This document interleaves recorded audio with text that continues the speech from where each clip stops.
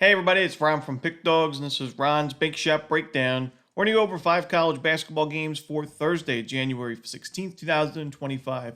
Now if you like what you see, make sure to give this video a big thumbs up and subscribe to our channel. Don't forget to put your college basketball picks in the comments section below. And if you're looking for my best bets, the games I love the most in college hoops and other sports, you can find those at the premium picks tab of pickdawgz.com. There's also a link in the description.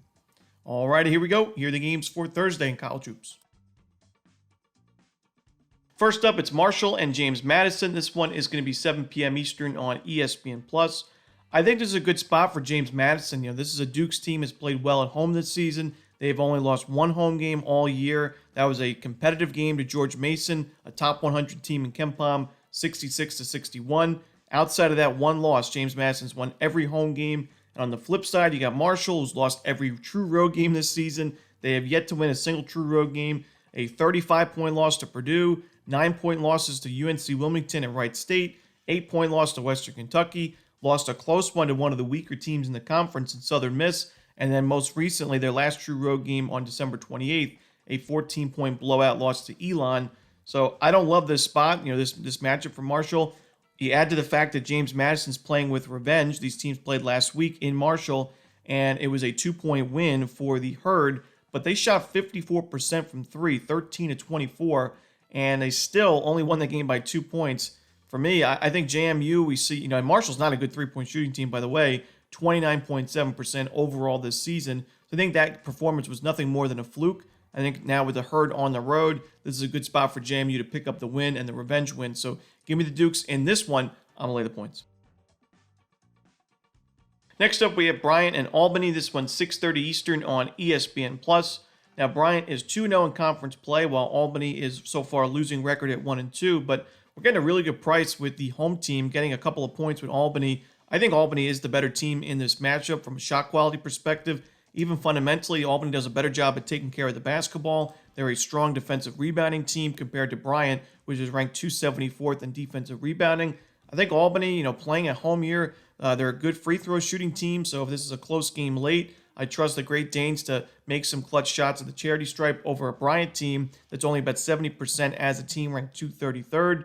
I got to go with Albany in this one, getting a couple of points. You can take them on the money line plus money as well.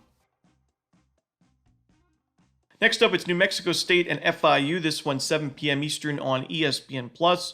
New Mexico State is on a roll right now. They've won 6 straight games, but 5 of those 6 wins were at home. Only 1 was a true road victory. Also, a couple of those wins were against subdivision teams, so not taking away anything from the Aggies along their win streak, but this is going to be only their second true road game since the middle of December. Now, they won their last true road game by almost 30 points over UTEP. Very impressive win. But I do think the Aggies are a little bit overvalued, and I don't love this matchup for them.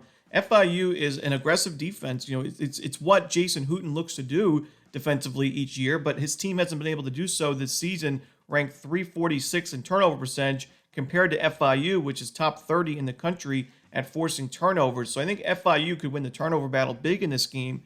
And the fact that FIU has shot the ball a lot better at home recently than on the road. When you look at their last couple of games against Louisiana Tech and Sam Houston, they shot poorly in those games. They didn't really have great performances in that one, and they lost both those games by a good margin.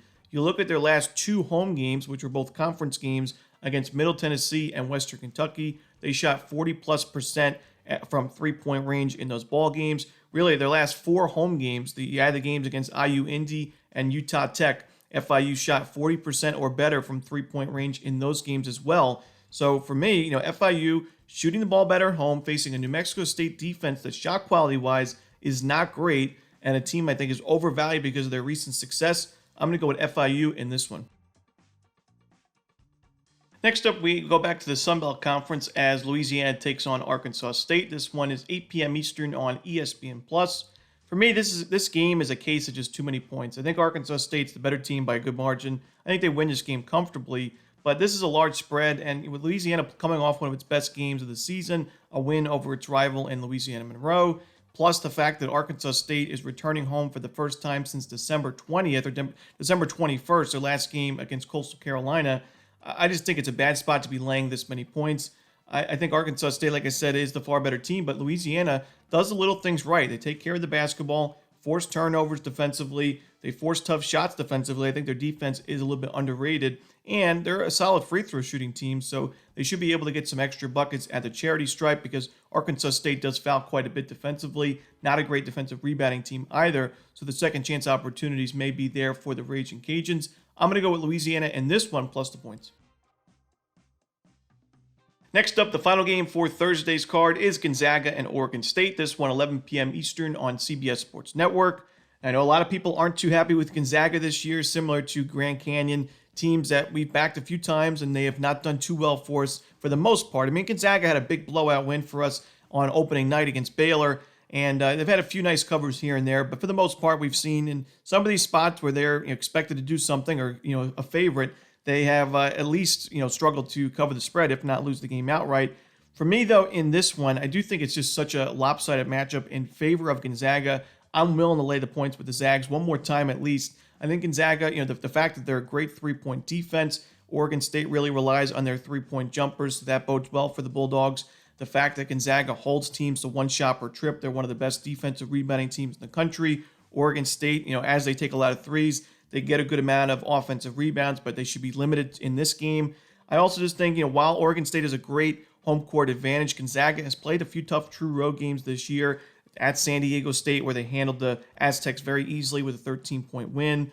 I think Gonzaga is just a much better team here, an experienced team, well-coached, and it's actually a pretty reasonable number for a Gonzaga game in conference play. They're on a roll in WCC play with a 5-0 record. Give me Gonzaga in this one. I'm going to lay the points. And that's it. Those are the games for Thursday in college basketball. Hope you enjoyed this video. If you did, don't forget to hit that like button and subscribe and put those college basketball picks in the comment section below. Again, if you're looking for my best bets, you can find those at Pick Dawgz Premium. As always, this is Romanelli. Good luck.